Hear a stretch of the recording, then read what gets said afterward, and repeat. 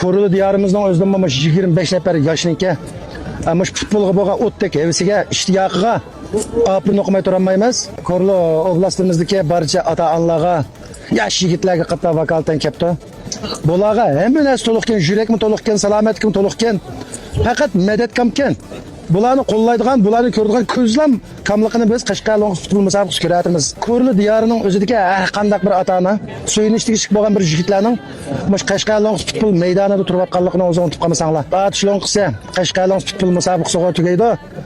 Bo'lsa Korlu diyarimizning o'zidanmi 25 nafar tulparlarimizning atishloq qilsa Qashqarli futbol maydonida bir ko'rishimizni ekrandan keyin o'tirib tarbiya ishlaydigan emas, sahnaning oldida turib, maydonning oldingi qatlarida turib top o'ynaydigan azmatlarimizning texnik ko'plab maydonga chiqishini umid qilamiz.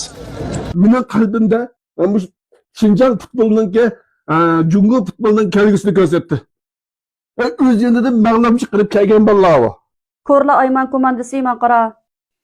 Topni bilamsizlar, sizlar topni uqqansizlar, bundaq futbolni bilamsizlar. Tep baqqanmi, o'ynab baqqanmi? Ma Korluchu qila xil Ravrus shahar. Şinjanda emas, Korluchu qila mushu memleket tavasi nomi bor madaniyatli shahar, mavu shahar aholisi pek madaniyatlik, sapalik. Anondan keyin Korludan xil Ravrus komandalar bordi. Neni xil Ravrus, top tepadigan Ravrus futbolchi bolalarni yetishtirib, ishkirda chet ellarda top tepatadimi? Bir oy, 2 oy burun qala tashviqotlarni qilib, biz mundaq boramiz. Ammo musobaqaga boradigan Ravrus o'g'illar bormi?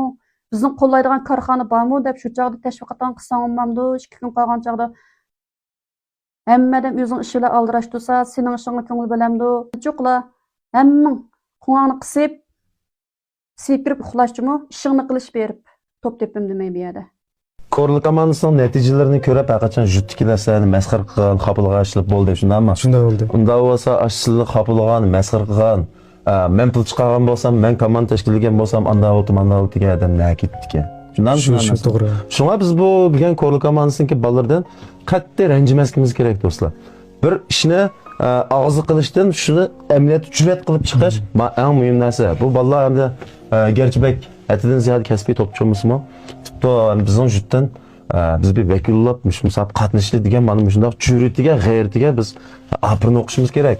Butun to'rda ko'rayotgan barliq do'stlar, mush bolalarningki mush musobaqaga kelgan irodasiga cho'qim biz rag'batlantirishimiz, madad berishimiz kerak do'stlar.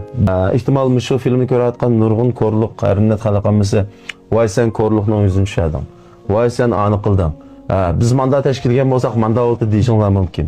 Lekin mush necha vaqtni yog'im yillardan buyon qimindaq cho'ng musobaqalarda Korludan mesela mayli Atishloq olsun, mayli Qashqarli olsun da qatnashib baxmadi, shundaymi?